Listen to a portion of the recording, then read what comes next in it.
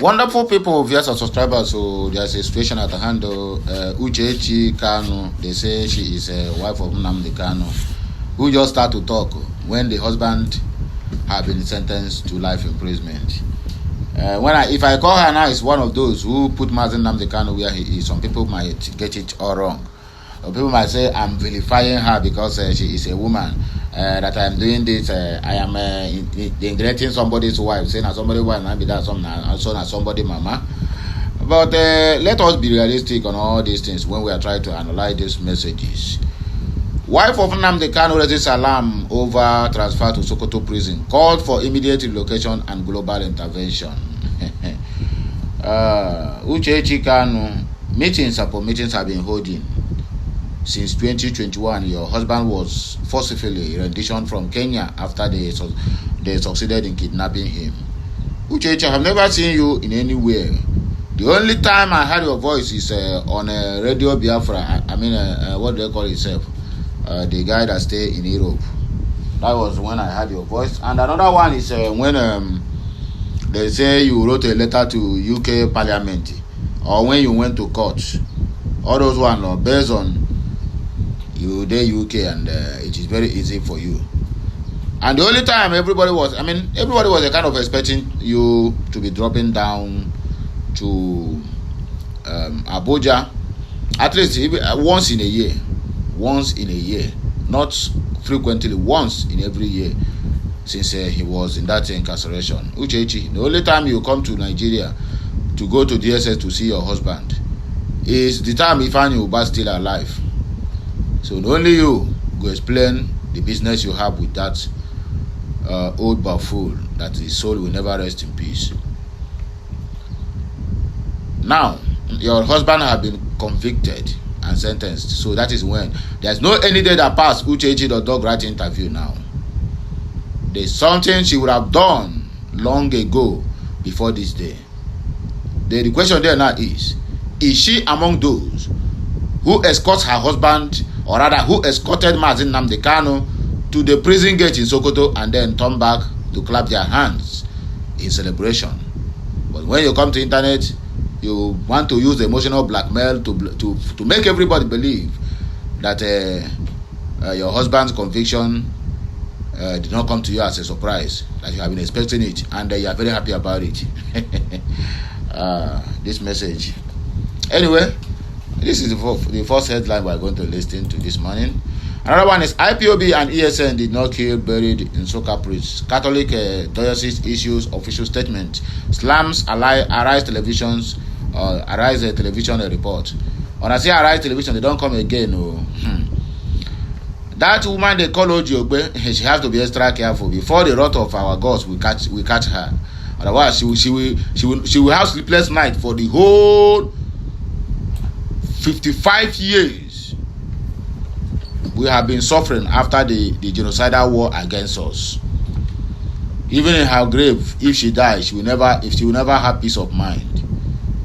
I'm talking about Ojiogbe. Go to X now. The Yoruba bastard and baboons now is what they are carrying everywhere. IPOB killed 2 innocent reverend fathers and buried them. That is the news that are going. Courtesy of Arise TV propaganda. All these things now just trying to make sure that they pin everything on Mazen Nnamdi Kanu when he went to appeal, or rather the international community not to intervene on his case. All this is what they are just testing the water. So now they are bringing this one now out now. The church itself, where this thing happened, come out now to debunk it.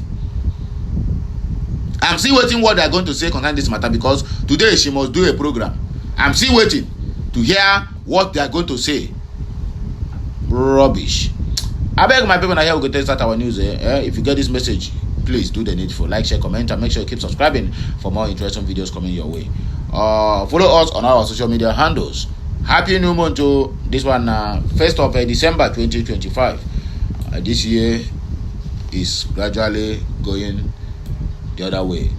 And my prayer is that as this year is ending, it must end with everything that concerns us. Everything that represents sorrows in our lives. Not to end with anything that concerns us. No, anything that is not in our favor, let this year ends with it. As simple as that. Okay, let's go there. Uchechi Kanu, or Sada, yeah. Uchechi Kanu, a wife of the detained leader of indigenous people of Biafra, IPOB, Nnamdi Kanu, on Saturday night, pleaded to the international community to prevail on the Nigerian government to immediately transfer her husband from Sokoto Custodial Center to a safer and more accessible facility, as if you are coming to see her. In a 15-minute live broadcast aired at 10 p.m. GMT on 28th of November 2025, Mrs. Kanu described the quiet transfer of the IPOB leader to the far north prison as punitive and life-threatening, citing security risks, deteriorating health concerns, and deliberate isolation from family and legal counsels. Placing him in Sokoto is not neutral or safe. It exposes him to severe security risks in a region far removed from his southeastern base and plagued by terrorist activities. She said his heart condition is worsening and he has been cut off from his personal physicians and the required medications. Ms. Kanu argued that the relocation carried out without prior notification to the defense team undermines Kanu's right to a fair trial and adequate medical care. Eyewitnesses reportedly noted an unusual heavy military presence around the Sokoto facility, while activities have criticized the secrecy surrounding the transfer. International and diplomatic pressure urged. The IPOB leader's wife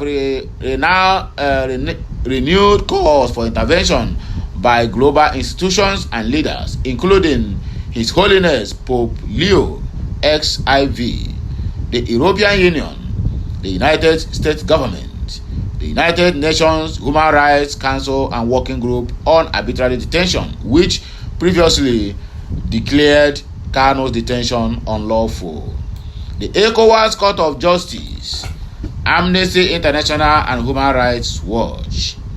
Where is UK? There's no any place that UK are mentioned here, the country of his origin. She emphasized that diplomatic pressure, conditioning of aid, and sustained advocacy remain critical, noting that the previous United Nations and ECOWAS rulings in Kanu's favor have been ignored by Nigerian authorities. Broader call for release of detainees. Beyond her husband's case, Ms. Kanu highlights the plight of hundreds of individuals, many labeled as IPOB members, who she said remain in various detention facilities across Nigeria for months or years without trial, access to family, or access to medical care. Many are sick. Many have died. Some families do not even know where their loved ones are being held. She said, appealing directly to the Department of State Service (DSS) and the Nigerian security agencies to show transparency and humanity and release all those held without charges or evidence. Peaceful Path and the upcoming Women's Conference. Reaffirming IPOB's commitment to non-violence, Ms. Kanu outlined plans to push for a United Nations supervised referendum as the legitimate route to self-determination for the people of the former Old Eastern region, Biafra. She announced that the IPOB women and all women of Biafra descent will convene a major conference at the United Nations during the week of 13 April 2026 to amplify the campaign and highlight the role of women in the struggle. Criticism of judicial process. Mrs. Kanu also addressed perceived irregularities in the most recent court proceedings against her husband, stating that Injustice James Omotosho of the Federal High Court refused to admit Nnamdi Kanu's final written address before delivering judgment, an action she described as a denial of due process.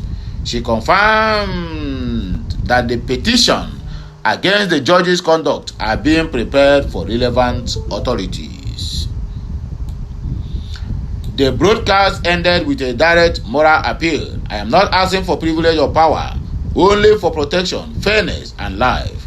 No human being should be placed in harm's way by the state that is meant to protect them or guide them. As of Sunday morning, neither the Nigerian Correctional Service nor the Federal Ministry of Justice has issued an official statement on Nnamdi Kanu's current condition or precise location within the Sokoto Custodial Center. Moving forward, IPOB and ESN did not kill or buried Nsukka priest. Catholic Diocese issues official statement. Islam's Arise television report. The Catholic Diocese of Nsukka has issued an official disclaimer strongly rejecting a report aired by Arise TV television on the morning of 27th of November 2025, which alleged that the two of the East priests, Reverend Father John Igwebueze and Reverend Father Matthew Eya, were murdered by armed members of the indigenous people of Biafra, IPOB, and the Eastern Security Network, ESN, before being buried on Friday, 21st of November 2025 at St. Teresa's Catholic Cathedral, Nsukka. In a statement signed by Reverend Father Emmanuel Asadu, Director of Communication of the Diocese, the church provided a detailed clarification on the separate circumstances of the two priests' deaths and urged the public and media to refrain from sensationalism and the confliction of unrelated incidents. Death of Very Reverend Father John Igwebueze. The diocese stated that Father John Igwebueze had been battling a chronic illness since June of 2012. He died peacefully on Sunday, 21st September 2025 at Bishop's Shanahan Hospital in Nsukka due to complications arising from his long-standing health condition. The statement emphasized that his death was entirely natural and had no connection to violence or foul play. Death of Reverend Father Matthew Eya. In a separate and unrelated incident, Reverend Father Matthew Eya was tragically shot and killed on Friday, 19 September 2025 by yet-to-be-identified gunmen while returning to his parish after a pastoral assignment. The diocese confirmed that the security agencies are actively investigating the incident and no individual or group, including IPOB or ESN, has claimed responsibility for the very attack. The church expressed deep concern that linking the two deaths, one from prolonged illness and the other a targeted killing still under investigation, risk inflaming tensions and spreading misinformation in an already sensitive region is unacceptable. Appeal for responsible reporting. We plead with anybody who has useful information on the killings of Reverend Matthew Eya to assist the security personnel in their investigations. The statement read, it further urged media houses and the public to report responsibly and refrain from mixing unrelated incidents, stressing that clarity and accuracy in reporting are essential, especially when dealing with sensitive issues like life and death. The diocese extended its heartfelt condolences to the families of both priests and assured them of the prayers and support of the Catholic community during these difficult times. The ongoing investigations. As of the time of this statement, the police and other security agencies continue to investigate the murder of Father Matthew Eya. Authorities have appealed to the public for any information that could lead to the arrest of the perpetrators, according to him.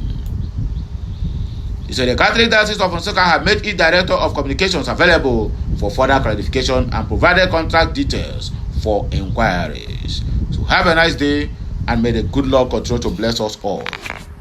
Kimisiano, my wonderful people. it shall be well with all of us.